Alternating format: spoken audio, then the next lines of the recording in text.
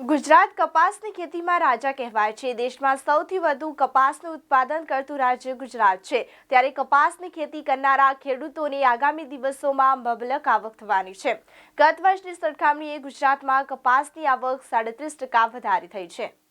જિલ્લાના ભાવનગર, મહુવા અને તળાજા માર્કેટયાર્ડમાં ડુંગળીની આવક છેલ્લા એક મહિનાથી દૈનિક રીતે ડુંગળીની આવક રેકોર્ડ બ્રેક વધતી રહી હતી અને ડુંગળીનો ભરાવો ન થાય તે માટે ખેડૂતોને વારંવાર થોડો સમય ડુંગળી ન લાવવા માટે ખાસ સૂચના આપવી પડે તેવી સ્થિતિમાં પણ ખેડૂતોને ડુંગળીના ભાવમાં સરેરાશ મણના 100 થી 250થી વધુ મળતા ન હતા, જે પોષણક્ષમ ભાવો કરતાં ખૂબ જ ઓછા હતા, જેનું મુખ્ય કારણ ડુંગળીની નિકાસબંધીને કારણે ડુંગળીની લેવાલ ઘટી જતી હતી।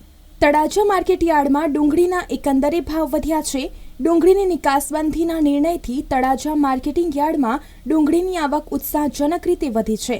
નિકાસબંધીના બીજા દિવસે તળાજા યાર્ડમાં ડુંગળીના ભાવોમાં ઉછાળો આવીને મણના 280 થી 470 જેટલો થયો હતો, જે અગાઉ 100 થી 250ની જ એવરેજ હતી। તો 11,000 જેટલા થેલા ડુંગળીની આવક હતી, એ તેના કરતાં અઢી ગણી ડુંગળીની આવક થયેલ છે। તો ડુંગળીના ભાવ હજુ થોડા દબાયા છે।